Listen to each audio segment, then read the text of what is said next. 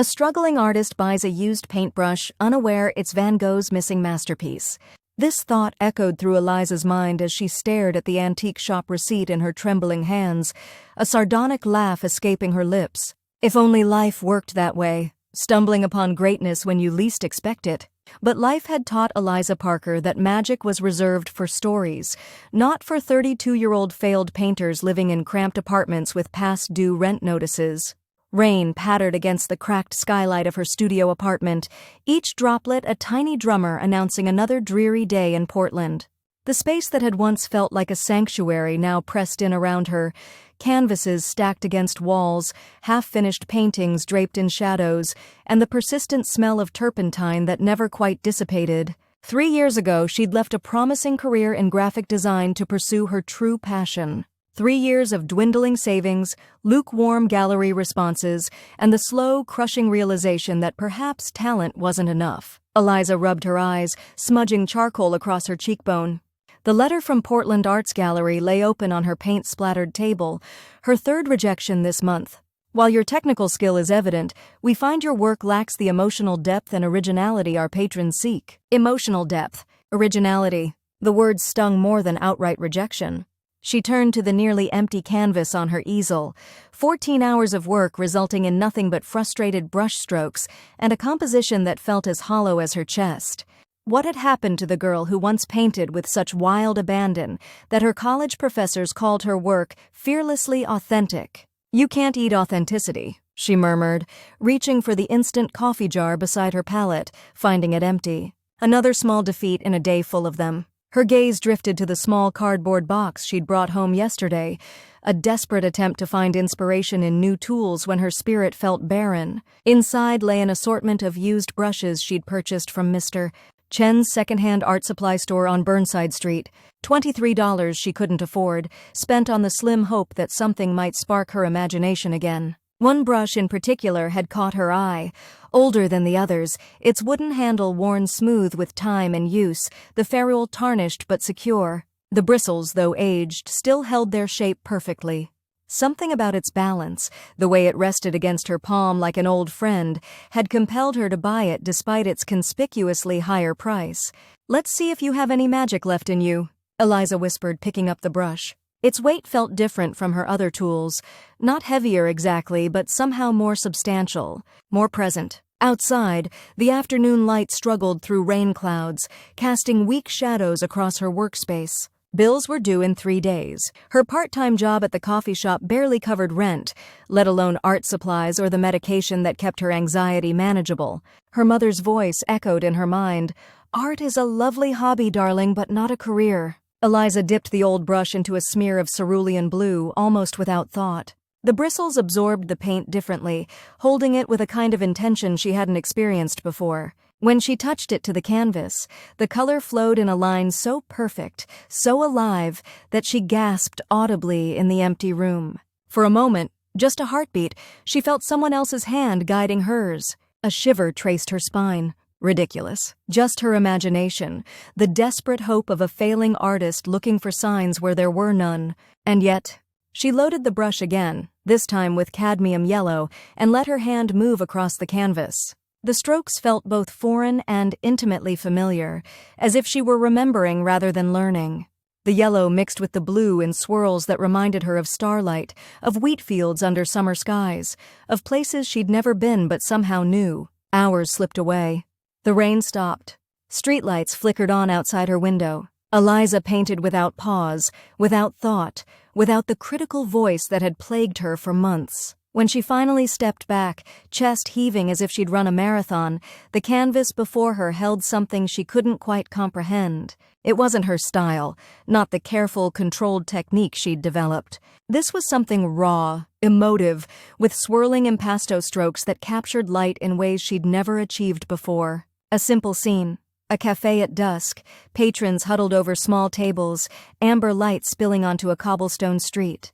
But the emotion in it, the profound human loneliness amid togetherness, took her breath away. "What just happened?" she whispered to the empty room, her fingers still clutching the old brush like a lifeline. Something warm and unfamiliar unfurled in her chest, not quite hope, but its shy, cautious cousin. She set the brush down carefully, almost reverently, and backed away from the easel. Sleep. She needed sleep.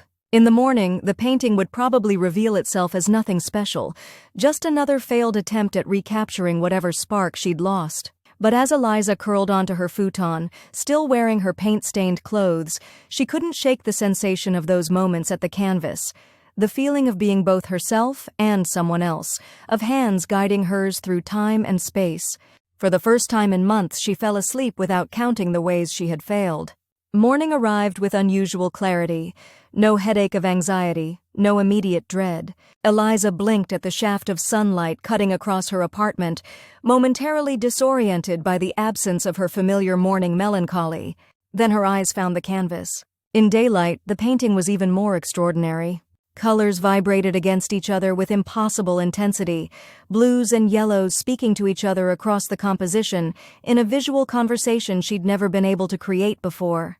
The brushwork was confident, almost aggressive in places, then delicate as a whisper in others. "That's not mine," she said aloud, approaching the easel with cautious steps. But it was her palette, her canvas.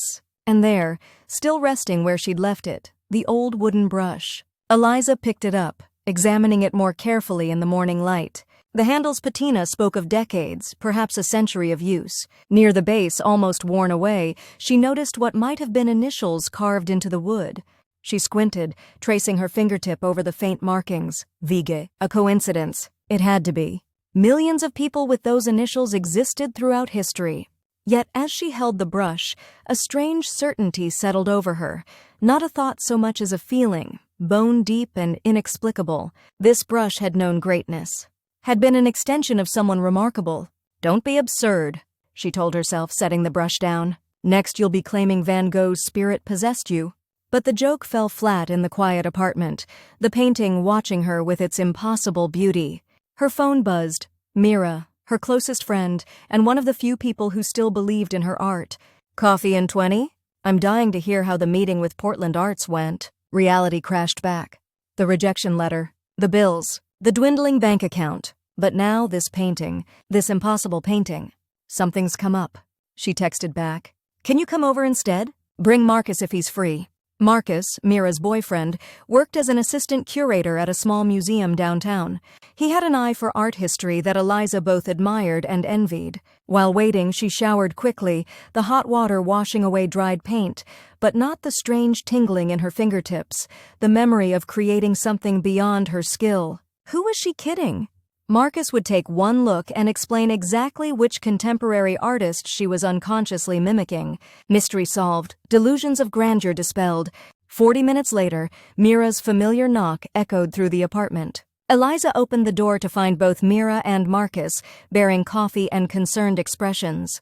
"You look different," Mira said, handing Eliza a cup. "Did something happen with the gallery?" "Not what you think," Eliza replied, stepping aside to let them enter. She'd deliberately turned the easel away from the door, suddenly shy about revealing the painting. "I need an honest opinion about something." Marcus raised an eyebrow, his tall frame bending to avoid the low-hanging pendant light Eliza had installed years ago. "If this is about that angry letter you were planning to send the Portland Arts people, I still vote against it. It's not that." Eliza took a deep breath. "I made something last night." "Something?" "I can't explain." She led them to the easel and, with hands that trembled slightly, turned it to face them. The silence that followed lasted too long to be polite appreciation. Mira spoke first, her coffee forgotten halfway to her lips. "Eliza, when did you start painting like this?" But it was Marcus's reaction that sent a chill through Eliza's body. He'd gone completely still, the color draining from his face as he stepped closer to the canvas, bending to examine the brushwork with the intensity he usually reserved for the museum's collections. "Who else has seen this?" he asked, his voice unnaturally tight. "No one." "I painted it last night." Marcus straightened, turning to her with an expression she couldn't interpret. "This isn't funny, Eliza." "What? Where did you get this?" His tone had shifted from confused to almost accusatory. "Is this some kind of elaborate prank?" Mira looked between them, bewildered. "What's happening?" Eliza felt heat rise to her cheeks. "I painted it last night." "Why would I lie about that?" "Because," Marcus said, gesturing to the canvas with a hand that wasn't quite steady, "this is stylistically identical to Van Gogh's cafe scenes." Not similar, not inspired by, identical. The brushwork, the color theory, the emotional perspective, it's uncanny. The room seemed to tilt slightly. That's impossible. I'm not that good. No, Marcus agreed, then winced at his own bluntness. I'm sorry, but you're not. Your style is completely different. This is... He trailed off, leaning in again to examine the signature in the corner, Eliza's usual scrawl, but somehow altered, as if her hand had been uncertain whether to sign her own name. Eliza's mouth went dry. I bought a used brush yesterday. An old one. She retrieved it from her supply table, handing it to Marcus. As his fingers closed around the worn wooden handle, his expression shifted from skepticism to something close to awe. Where did you get this? Mr. Chen's shop on Burnside. The second-hand art store. Marcus turned the brush over, examining the barely visible initials near the base. His breath caught audibly. Do you know what VG might stand for? Vincent. Van Gogh? The name felt both ridiculous and right on her tongue. That would be... Marcus began, but Mira interrupted. Completely impossible, she finished. Marcus, you're not seriously suggesting this is Van Gogh's actual brush? That somehow ended up in a second-hand shop in Portland? He shook his head slowly. No, that would be absurd. But... He held the brush up to the light. This is very old European craftsmanship. Late 19th century, if I had to guess. And the style of this painting... He turned back to the canvas. I'd need better tools to examine it properly, but I've spent enough time with post-impressionist works to recognize the technique. A fragile, dangerous hope bloomed in Eliza's chest. So you're saying it's good? Marcus looked at her, his professional demeanor softening. Eliza, it's extraordinary. It's as if... He hesitated, seeming to choose his words carefully. It's as if you channeled something beyond your training. Beyond most artists' capabilities, frankly. Mira, always the more practical of the three, crossed her arms. So what now? You painted one amazing picture in a style that isn't yours, possibly influenced by an old brush with maybe meaningful initials. Her tone was skeptical, but her eyes kept returning to the canvas with undisguised admiration. I don't know, Eliza admitted. I just know that when I used this brush, something happened. I felt... How could she explain it without sounding completely unhinged? I felt guided. Marcus handed the brush back to her with unexpected reverence. Try again, he said simply. Now. Eliza stared at the brush in her hand. What if last night had been a fluke? What if the magic, or whatever it was, had been a one-time phenomenon? The thought of failing in front of them, of confirming that her moment of brilliance had been nothing but lucky chance, made her stomach knot. I can't perform on command, she protested weakly. You don't have to, Mira said, her voice gentler now. But we're here, Elle. Whatever happens, we're here. Those simple words, the first real belief anyone had shown in her art in months, loosened something in Eliza's chest. She nodded, set up a fresh canvas, and arranged her palette. When she picked up the brush, the world around her seemed to shift subtly, colors becoming more vivid, sounds more distant. She dipped the bristles into paint and raised them to the canvas. For a breathless moment, nothing happened. Her hand remained her own, hovering uncertainly. Then, not a possession, not a taking over, but a joining. As if someone stood just behind her, their breath on her neck, their hand resting lightly on hers. Guiding, suggesting, sharing. Eliza painted. Colors flowed. The brush moved with purpose and passion, capturing light and emotion in ways she'd studied but never mastered. This time she remained more present, aware of Marcus and Mira's silent observation, aware of her own wonder as the image emerged. A wheat field under turbulent skies, crows taking flight into a swirling azure heaven. When she finally set the brush down, she was trembling, her cheeks wet with tears she didn't remember shedding. My God, Marcus whispered. Mira said nothing, just wrapped an arm around Eliza's shoulders, steadying her. What's happening to me? Eliza asked, her voice small in the hushed room. Marcus shook his head, professional skepticism warring with the evidence before his eyes. I don't know. But whatever it is, he gestured to the canvas, where the wheat field rippled with tangible wind, with palpable emotion. It's remarkable. What do I do now? Eliza asked, feeling simultaneously emptied and filled, exhausted and exhilarated. First, Mira said practically, you eat something. Then we figure out where this brush really came from. Mr. Chen's Second Chance Art Supply occupied a narrow storefront wedged between a tattoo parlor and a vintage clothing boutique.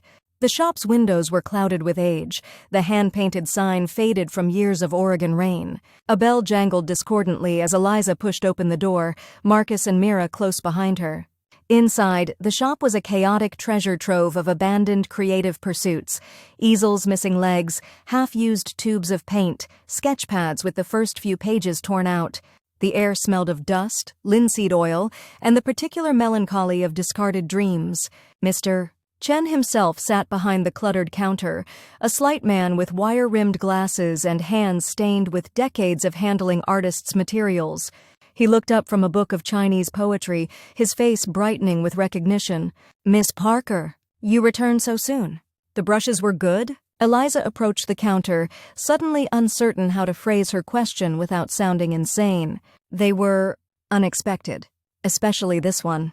She placed the brush carefully on the counter between them. "I was wondering if you might know where it came from." Mr. Chen picked up the brush, turning it over in his hands with the casual expertise of someone who had handled thousands of such tools. But as he examined it more closely, his expression shifted from polite interest to intense focus. "Ah," he said softly. "This one." Something in his tone made Eliza lean forward. "You remember it specifically?" He nodded slowly. "Not a brush I forget. It came to me 6 months ago in a collection from an estate sale. The family of an old Dutch immigrant who died with no heirs. They sold his belongings in bulk lots." "Do you know how he acquired it?" Marcus asked, stepping forward. Mr. Chen glanced up, seeming to notice Eliza's companions for the first time. His eyes lingered on Marcus, noting his museum ID badge still clipped to his jacket. "The man, Mr. Vos. He told me once that his grandfather worked at a hospital in France, in the south. Long ago." Mr. Chen set the brush down, tracing the worn wooden handle with one finger. "He said his grandfather cared for a painter there, a troubled man who gave him this brush as thanks." The air in the dusty shop seemed to still. Eliza felt her heartbeat in her throat. "Did he mention the painter's name?" she asked, barely above a whisper. Mr. Chen adjusted his glasses. "He did not need to. I recognized what it might be." He tapped the faint initials. "But such things, they cannot be proven after so many years. And who would believe? So I kept it waiting." "Waiting for what?" Mira asked. The old man smiled slightly. "For the right hands to find it." His gaze returned to Eliza.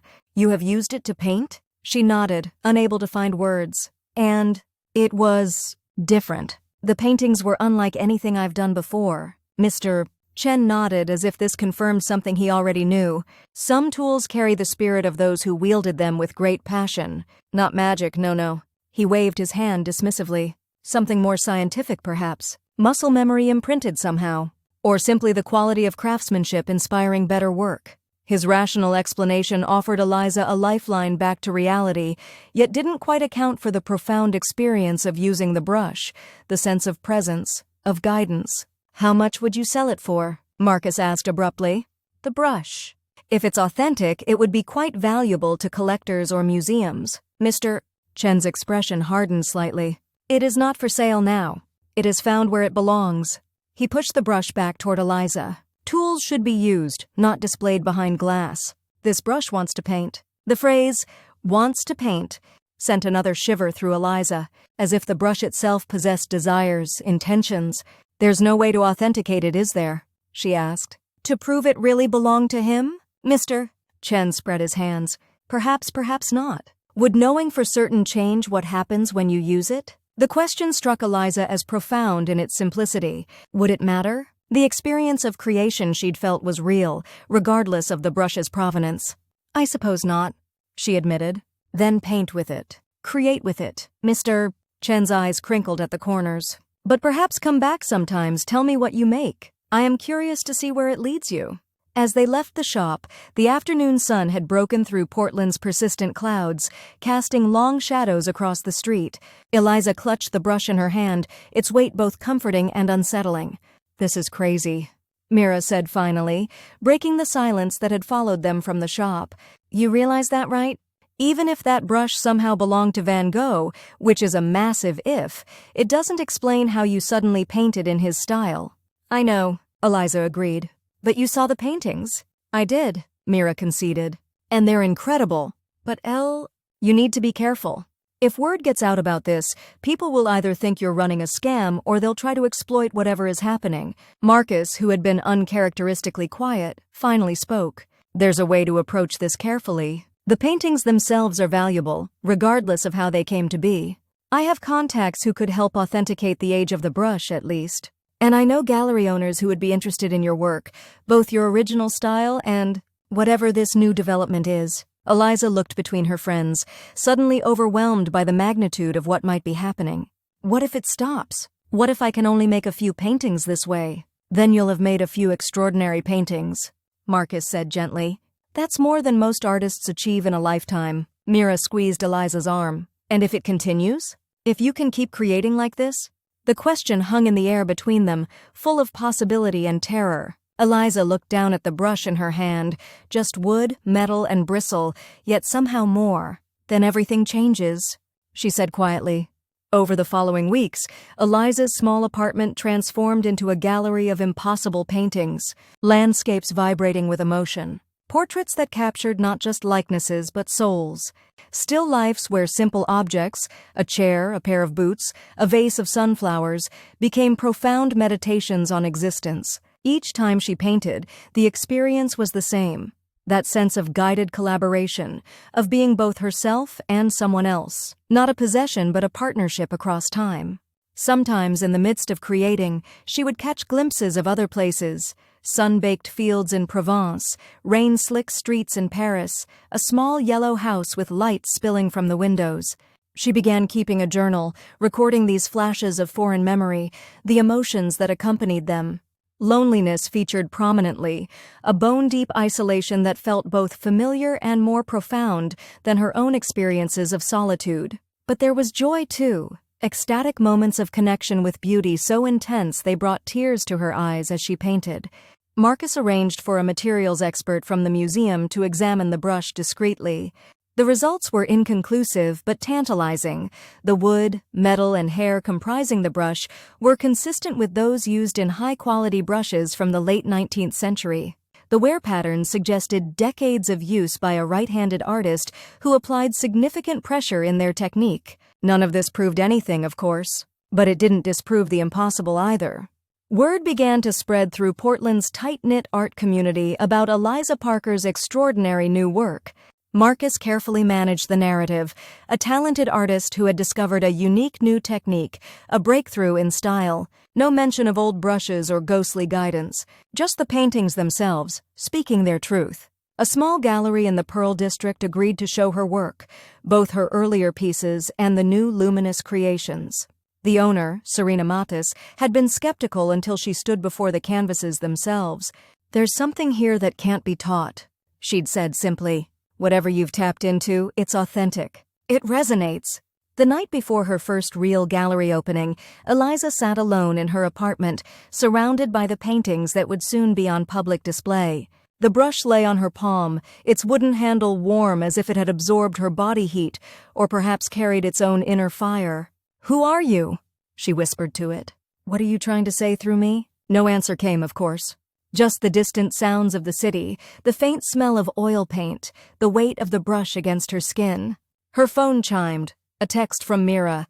"Everything ready for tomorrow? Need any last-minute help?" Eliza started to type a response, then hesitated. Was she ready? The question went deeper than preparations for the show. Was she ready for whatever might come next? Recognition, perhaps, but also scrutiny. Questions she couldn't answer honestly without sounding delusional. "All set," she replied finally.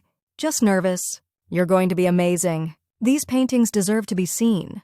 The simple vote of confidence brought unexpected tears to Eliza's eyes. For so long, her art had felt like shouting into a void, expressing herself in a language no one seemed to understand or value. Now, suddenly, her voice was being heard, even if the words weren't entirely her own. She set down her phone and picked up her sketchbook, turning to a fresh page. Without conscious thought, she began drawing with a simple pencil, not the brush, just her own unassisted hand. She sketched quickly, intuitively, the image forming under her fingers with newfound confidence. A self-portrait emerged. Not her face as it appeared in the mirror, but something deeper, herself as she felt from within. The lines were sure and economical, capturing a woman transformed by unexpected connection, standing at the threshold between who she had been and who she might become. In the corner of the page, almost of its own accord, her hand added a second figure, sketched faintly, as if standing at a distance. A man with intense eyes and a beard, his posture suggesting both pride and uncertainty. Eliza stared at the drawing, her heart pounding. She hadn't intended to draw him, hadn't been thinking of the stories and self-portraits she'd studied in art history classes. Yet there he was, rendered not in his style but in hers, as if they were meeting halfway. "Thank you," she whispered to the empty room, to the brush, to the presence she felt but couldn't see. "For finding me?" The air in the apartment seemed to shift slightly, like a deep exhalation. Outside her window, the first stars appeared in the darkening sky, the same stars that had inspired swirling skies in paintings a century before she was born. Tomorrow the world would see her work, would see what happened when her hands and heart collaborated with echoes from the past. She couldn't predict how they would respond, couldn't know if this extraordinary chapter in her life would continue or fade away like morning dreams. But for tonight, in the quiet of her small space that no longer felt confining but sacred, Eliza knew with bone-deep certainty that she had been given something precious, not just potential fame or validation, but a reminder of why she had fallen in love with art in the first place. The power to make the invisible visible, to transform pain into beauty, to reach across the void of human isolation and say, "I was here, I felt this. You are not alone." She closed her sketchbook gently and prepared for sleep, leaving the brush on her nightstand where the moonlight touched it. Tomorrow would bring what it would bring. But tonight, for the first time in years, she felt complete. An artist in full possession of both skill and vision, neither fully her own, nor entirely borrowed, but something new and surprising created at the intersection of two souls who understood the beautiful agony of creating. As she drifted toward sleep, Eliza could have sworn she heard a voice with a faint Dutch accent whisper, "Courage, dear heart. The world is ready now." Whether dream or visitation, the words followed her into slumber, a benediction from across time. The gallery hummed with conversations and the gentle clink of wine glasses. Spotlights illuminated Eliza's paintings, creating pools of vivid color against the white walls. More people had come than she'd dared hope, not just friends and local artists, but collectors, critics, museum representatives. Word had spread quickly about the discovery of an extraordinary new talent in Portland. Eliza moved through the crowd in a daze, wearing a simple black dress Mira had insisted she buy for the occasion. The old brush was tucked into her small handbag, a talisman she couldn't bear to leave behind on this night of all nights.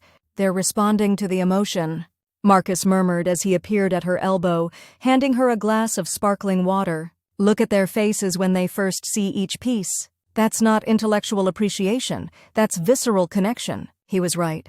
People stood before her paintings with expressions of wonder, sometimes wiping away tears. The same raw emotion that had flowed through her as she created was now flowing into them, a circuit of feeling completed across time and space. "Ms. Parker?" A tall woman with silver hair and an austere black pantsuit extended her hand. "Claire Devereaux, West Coast Arts Journal. Your work is remarkable. Would you be willing to discuss your process? The evolution of your style?" Eliza froze momentarily, the practiced answers she'd rehearsed with Marcus suddenly evaporating. How could she explain what she didn't understand herself? "My process is intuitive," she managed. "I try to surrender to the moment, to let the emotion guide the brushwork rather than technical considerations." Claire nodded, jotting something in her notebook.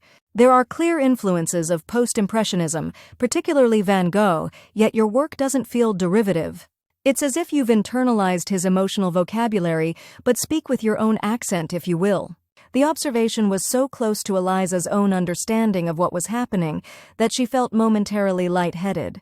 "That's quite insightful. The piece over there?"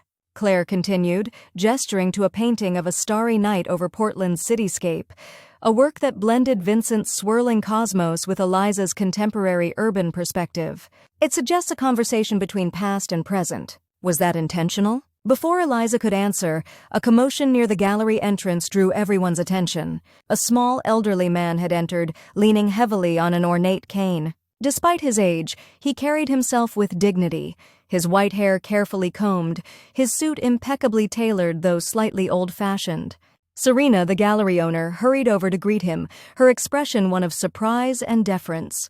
They spoke briefly, the man nodding as Serena gestured toward the paintings.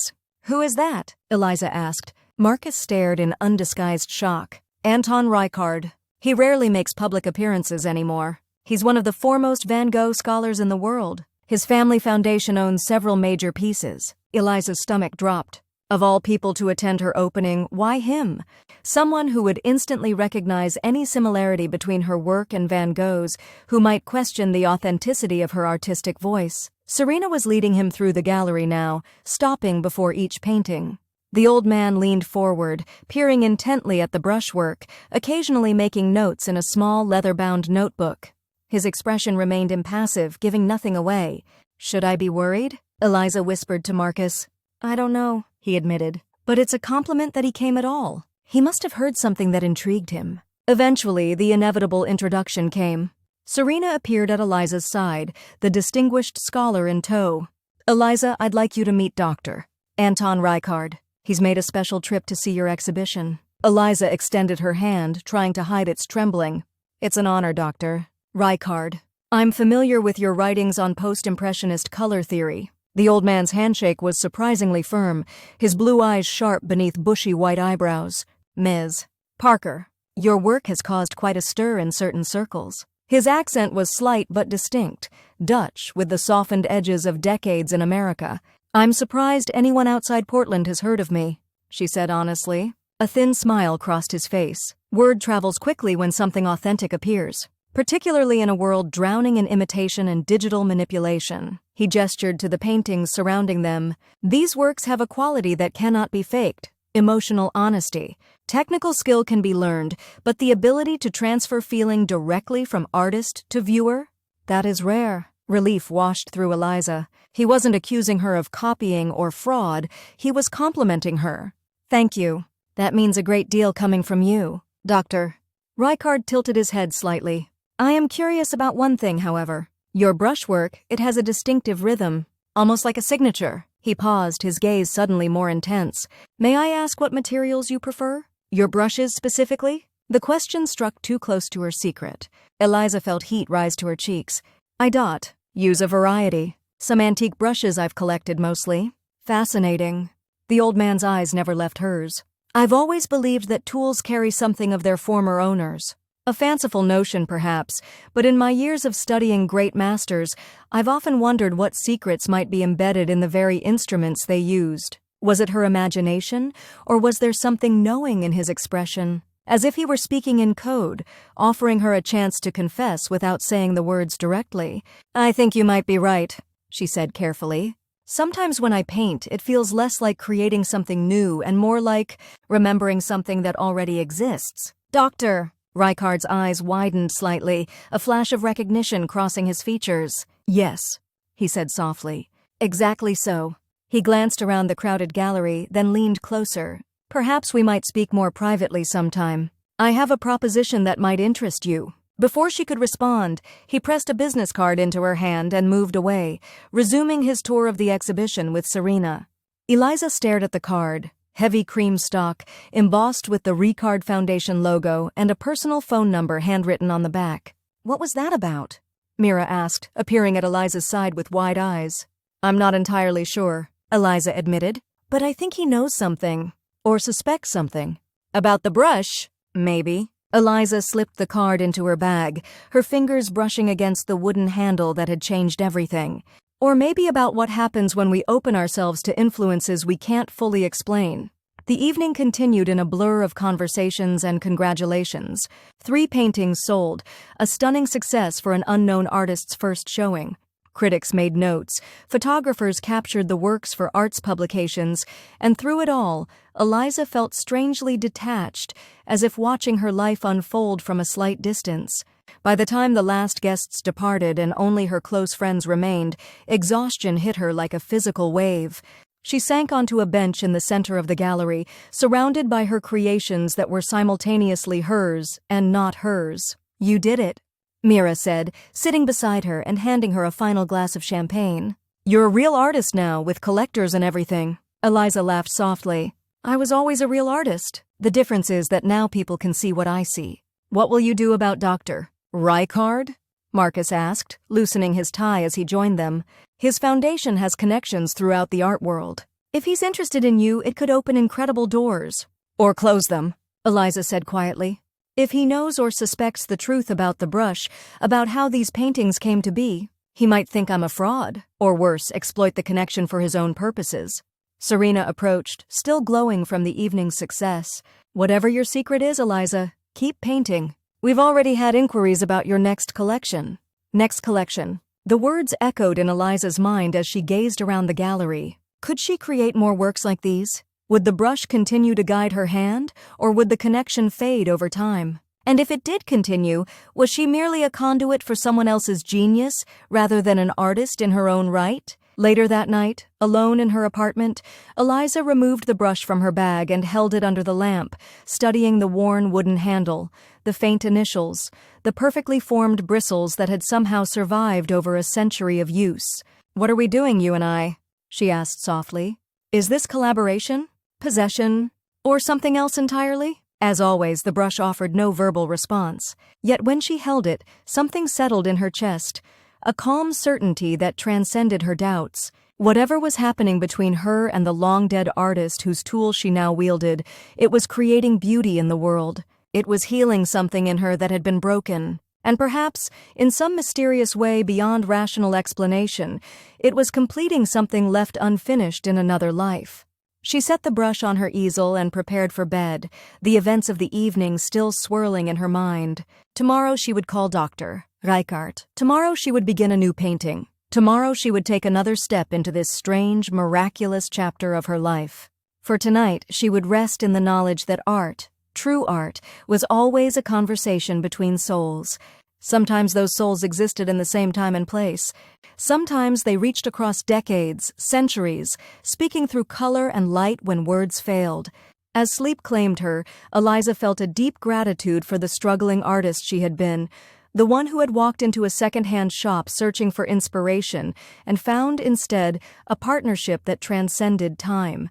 Without her years of effort, failure, and persistence, she would never have recognized the gift when it appeared.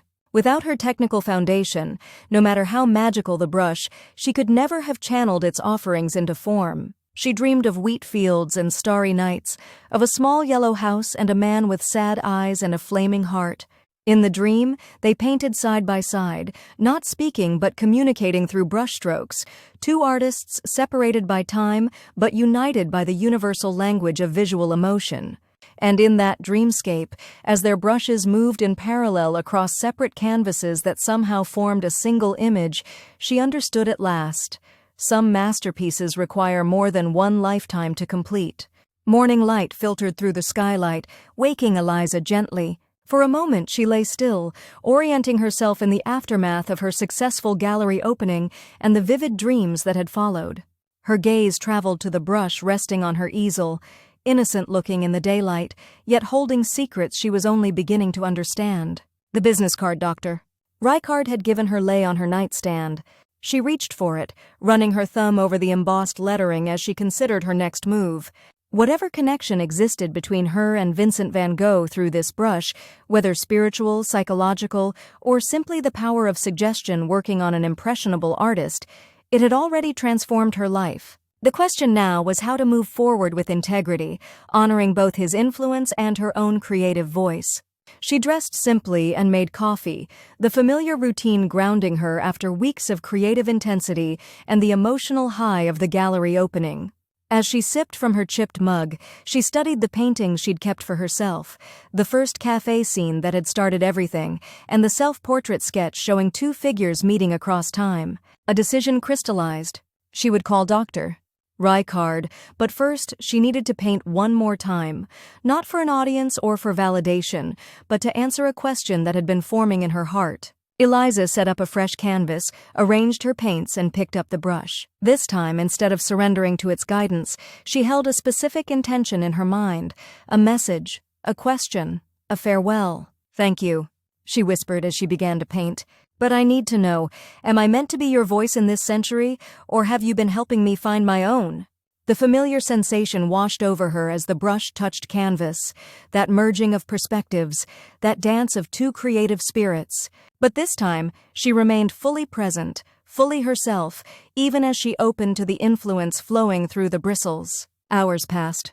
The painting that emerged was unlike any she'd created before, neither purely her style nor an echo of Van Gogh, but something new. A bridge between two artistic visions, two souls, two centuries. It showed a female artist, clearly Eliza, standing at an easel, her back to the viewer. On her canvas within the canvas, she painted a field of sunflowers. But the field extended beyond the boundaries of her painting, becoming real around her, surrounding her with golden blooms. And in the field, visible to the viewer but not to the artist in the painting, stood the shadowy figure of a man with a beard, watching her work with an expression of pride and release.